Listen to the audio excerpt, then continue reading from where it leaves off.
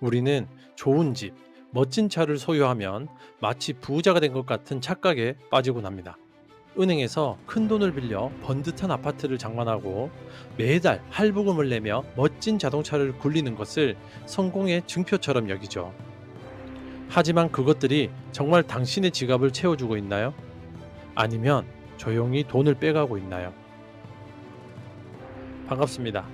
여러분의 꿈속에 들어가 함께 억지로 걷게 만드는 꿈을 걷는 자입니다. 오늘 내용은 로버트 기요사키의 부자 아빠, 가난한 아빠 책에서 던지는 가장 충격적인 화두, 자산과 부채의 진짜 의미라는 핵심 인사이트와 우리 사회가 부채를 자산으로 착각하게 만드는 거대한 시스템의 비밀을 파헤치는 저 꿈을 걷는 자만의 해석과 시선을 더불어 어떻게 돈의 흐름을 읽는 부의 설계도를 그릴 수 있는지에 대한 이야기로 구성했습니다. 첫 번째, 가장 중요한 규칙, 자산과 부채의 차이를 알라. 부자가 되기 위한 단 하나의 규칙을 꼽으라면 로버트 기요사키는 주저없이 이것을 말할 겁니다. 자산과 부채의 차이를 알고 오직 자산만을 사라. 너무나 간단한 말처럼 들리시나요? 하지만 이 문장 속에 부자와 가난한 자를 가르는 가장 거대한 비밀이 숨어 있죠. 우리는 보통 자산이 무엇이냐고 물으면 집 또는 자동차를 떠올립니다. 회계사들도 그렇게 가르치죠. 하지만 부자 아빠의 정의는 완전히 다릅니다. 아주 간단하고 명료하죠. 자산은 내 지갑에 돈을 넣어주는 것이고 부채는 내 지갑에서 돈을 빼가는 것이다. 이게 전부입니다. 이 기준에 따르면 당신이 깔고 앉아 사는 그 비싼 아파트는 자산일까요? 부채일까요? 대부분은 자산이라고 대답할 겁니다. 하지만 부자 아빠의 관점에서는 명백한 부채입니다. 왜냐고요? 그 집은 당신에게 단 1원의 수입도 가져다 주지 않거든요. 오히려 매달 주택담보대출 이자를 빼가고 재산세를 내게 하고 수리 유지비와 관리비를 요구합니다. 끊임없이 당신 지갑에서 돈을 빼가는 하마인 셈이죠. 당신의 멋진 자동차는 어떻습니까? 역시 마찬가지입니다. 할부금, 보험료, 유류비, 세금 등 당신의 돈을 끊임없이 축내는 거대한 부채 덩어리일 뿐입니다. 중산층이 재정적으로 힘든 이유는 바로 여기에 있습니다. 그들은 빚을 내서 부채를 사면서 그것이 자산이라고 굳게 믿는다는 겁니다. 그들의 현금 흐름을 보면 명확합니다. 월급이라는 수입이 들어오면 그 돈은 대출 이자, 카드값, 세금 등 지출 항목으로 곧장 빠져나가고 아무것도 남지 않습니다. 반면 부자들은 어떻게 할까요? 그들은 자신의 돈과 시간을 오직 진짜 자산을 사는 데만 사용합니다. 여기서 말하는 진짜 자산이란 내가 직접 일하지 않아도 내 지갑에 꾸준히 돈을 넣어주는 것들입니다.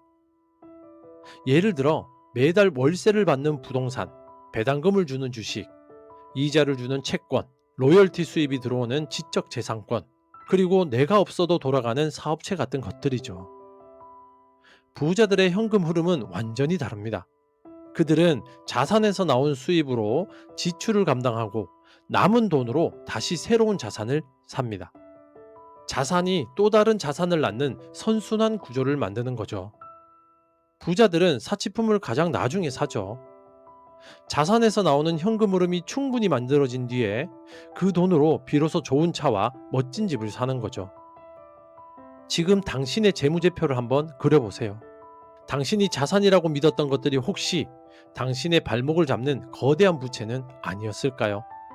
이 질문에 정직하게 답하는 것이야말로 진정한 부의 설계도를 그리는 첫걸음입니다. 두 번째, 부자들의 두 번째 비밀, 세금과 기업. 혹시 로빈후드 이야기를 아시나요? 부자들의 돈을 빼앗아 가난한 사람들에게 나누어주는 이야기 말입니다.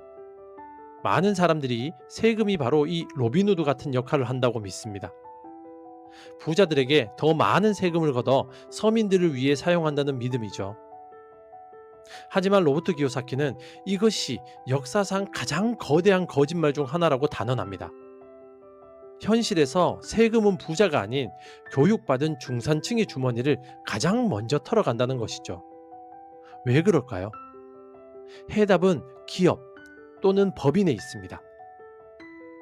역사를 살펴보면 원래 세금은 부자들에게만 부과되었죠. 하지만 정부의 씀씀이가 커지면서 세금은 점차 모든 계층에게 확대되었습니다. 이때 부자들은 아주 영리한 방법을 찾아냅니다. 바로 기업이라는 법적인 장치를 활용하는 것이었습니다. 자, 여기 평범한 직장인 A씨와 기업을 소유한 부자 B씨가 있습니다. A씨는 월급을 받으면 가장 먼저 국가에 세금을 냅니다. 그리고 남은 돈으로 생활을 하죠. 순서가 수입에서 세금, 세금에서 지출인 셈이죠. 하지만 기업을 소유한 B씨는 완전히 다릅니다. 기업은 번 돈을 먼저 비용으로 지출할 수 있습니다. 사업에 필요한 모든 경비, 예를 들어 자동차 유지비, 식대, 여행 경비 등을 먼저 사용하고 그렇게 지출하고 남은 돈에 대해서만 세금을 내죠. 순서가 수입에서 지출, 지출에서 세금이죠. 이 순서의 차이가 엄청난 부의 격차를 만들어냅니다. 부자들은 합법적으로 세금을 내기 전에 돈을 마음껏 쓸 수 있는 특권을 누리는 것입니다. 이것이 부자들이 값비싼 스포츠카를 회사차로 등록하고 호화로운 저녁 식사를 업무 미팅으로 처리하는 그 이유입니다. 그들은 시스템을 이해하고 법이 허용하는 범위 안에서 자신들의 부를 최대한 지키는 방법을 아는 것이죠. 반면 금융 지식이 없는 직장인들은 월급 명세서를 보지도 않은 채 세금이 원천 징수되는 것에 익숙해져 있습니다.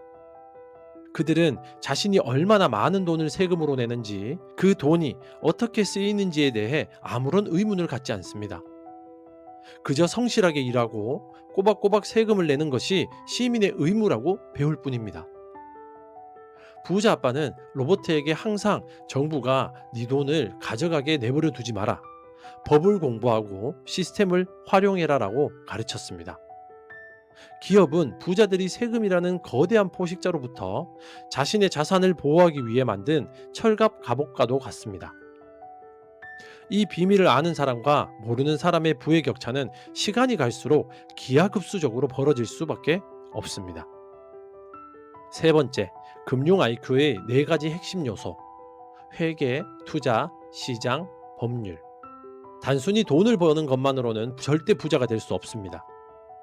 복권에 당첨된 사람들이나 갑자기 큰 돈을 번 운동선수들이 얼마 지나지 않아 파산하는 소식을 우리는 심심치 않게 접하잖아요. 그렇죠? 그 이유는 그들에게 돈을 버는 능력은 있었지만 돈을 관리하고 불리는 능력, 즉 금융 IQ가 없었기 때문입니다. 로버트 기요사키는 금융 IQ를 구성하는 네 가지 핵심 요소를 강조하죠. 바로 회계, 투자, 시장에 대한 이해, 그리고 법률입니다. 첫째, 회계는 재무제표를 읽는 능력, 즉 숫자로 된 이야기를 이해하는 힘입니다. 많은 사람들이 회계를 지루하고 어려운 것이라고 생각하지만 이것은 부의 세계에서 사용하는 언어와도 같습니다. 대차대조표와 손익계산서를 읽을 줄 모르면 당신은 어떤 기업이 건강한지, 어떤 투자가 유망한지 전혀 판단할 수 없습니다. 이것은 마치 글을 읽지 못하는 문맹이 도서관에 앉아 있는 것과도 같습니다. 둘째, 투자는 돈이 돈을 벌게 만드는 과학이자 예술입니다. 투자의 세계에는 수많은 전략이 존재합니다. 중요한 것은 자신만의 전략을 찾고 그 전략을 실행에 옮기는 능력이죠.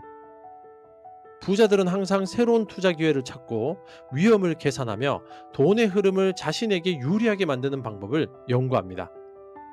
셋째, 시장에 대한 이해는 수요와 공급의 원리를 아는 것이죠. 지금 시장이 무엇을 원하는지, 미래에는 무엇이 필요하게 될지를 예측하는 능력은 엄청난 부를 가져다 줄 수 있습니다. 정부의 정책 변화나 기술의 발전 같은 거대한 흐름 속에서 기회를 포착하는 안목이 바로 여기에서 나오죠. 예를 들어 고령화 사회가 될 것이라는 예측을 바탕으로 실버 산업에 투자하는 것처럼 말입니다. 마지막으로 법률은 앞서 이야기한 세금 혜택과 기업에 대한 지식입니다. 법을 아는 것은 게임의 규칙을 아는 것과도 같습니다. 규칙을 모르는 사람은 항상 불리한 위치에 놓일 수밖에 없죠. 부자들은 세무사와 변호사를 고용하여 법의 테두리 안에서 자신들의 부를 어떻게 지키고 불려나갈지 끊임없이 연구하죠. 이 네 가지 요소는 서로 긴밀하게 연결되어 있습니다. 회계를 통해 좋은 투자 대상을 찾고 시장의 흐름을 읽어 투자 시점을 결정하며 법률 지식을 활용해 그 수익을 최대한 지켜내는 것. 이 모든 과정이 합쳐져 비로소 강력한 금융 IQ가 완성됩니다. 지금부터라도 하나씩 공부해 나가지 않는다면 당신의 재정적 미래는 영원히 다른 사람 손에 휘둘리게 될 것입니다.